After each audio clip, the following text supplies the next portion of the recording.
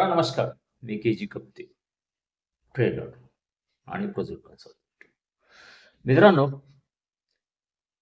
आत्ता परवा एक जाहिरात आली होती किसान संपदा योजनेची. यापूर्वी काही जाहिरात नेटवर्क सर्टिफिकेट मागितलेलं आहे.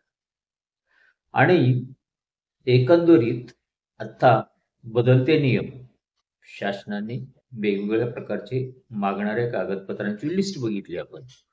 तर आता मला वाटतं की येत्या काळामध्ये हे नेटवर्क सर्टिफिकेट सगळ्याच ठिकाणी मागितलं जाऊ शकतं. त्या किसान संपदा योजनेमध्ये नेटवर्क सर्टिफिकेटमध्ये जे नेटवर्थ आहे त्याच्या 1:1 सबसिडीचा उल्लेख होता.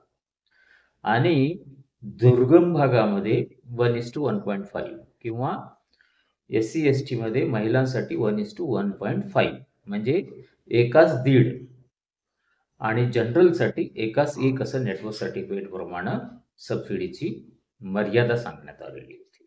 म्हणून हे जाणून घेणं अत्यंत आवश्यक आहे, कारण येत्या कालावधीमध्ये याची गरज मोठ्या प्रमाणात वाढण्याची शक्यता आहे. काय असतं नेटवर्क सर्टिफिकेट? तर मित्रांनो, नेटवर्क सर्टिफिकेट याचा अर्थ आहे की जो कोणी अर्ज करतोय किंवा कर्जदार म्हणूया आपण, जो कर्ज घेण्यासाठी ऍप्लिकेशन करतोय किंवा कोणीही व्यक्ती ज्याचे एकूण नेटवर्थ किती. आता नेटवर्थ म्हणजे काय की त्याच्याकडं असणारी चल संपत्ती, अचल संपत्ती. अचल संपत्ती याचा अर्थ असा आहे की घर, जागा, जमीन, शेती ह्या सगळ्या गोष्टी ज्या येतात ह्या अचल संपत्तीमध्ये येतात. म्हणजे थोडक्यात प्रॉपर्टी.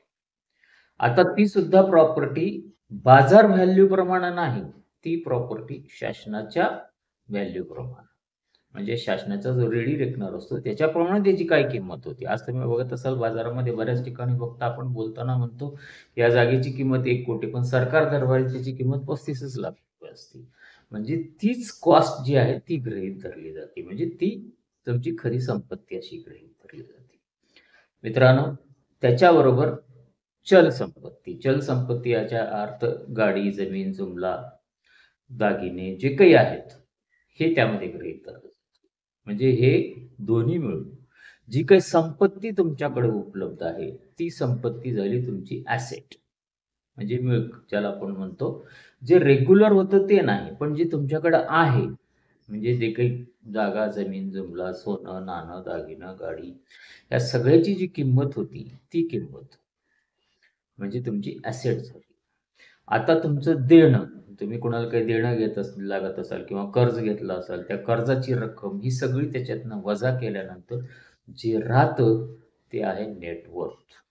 आणि हे नेटवर्थ सर्टिफिकेट आता येणाऱ्या काळामध्ये मला वाटतं की हळूहळू मोठ्या प्रमाणामध्ये सगळीकडे मागितलं जाणार आहे. बँका सुद्धा मागतात. आणि त्यामध्ये मी बघितलं जसं त्या किसान संपदा योजनेमध्ये सबसिडीची रक्कम ही 1:1 म्हणजे नेटवर्क सर्टिफिकेटवर होती. म्हणजे थोडक्यामध्ये असं म्हणायला हरकत नाही की तुमची 1 कोटीची संपत्ती असेल तर तुम्हाला 1 कोटी सबसिडी मिळेल. असा एक काहीसा मुद्दा त्यामध्ये होता. म्हणून नेटवर्क सर्टिफिकेट काय आहे हे समजून घेणं आवश्यक आहे. आता हे नेटवर्क सर्टिफिकेट भेटतं कुणाकडून? म्हणजे कुणाकडून घ्यायचं असतं? तर जे चार्टर्ड अकाउंटंट आहेत, गव्हर्नमेंटच्या पॅनलवर असतात, चार्टर्ड अकाउंटंट किंवा सगळेच चार्टर्ड अकाउंटंट जे आहेत ते हे नेटवर्क सर्टिफिकेट देऊ शकतात. त्यांना अधिकार आहे देण्याचा.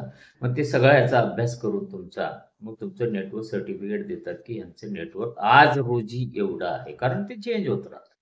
आज रोजी जेव्हा आपण आज करतो तेव्हा एवढं यांचं नेटवर्क आहे. म्हणजे थोडक्यामध्ये आता ITR जो आपण भरतो तो ITR बरोबर नेटवर्क सुद्धा बघितलं जाईल.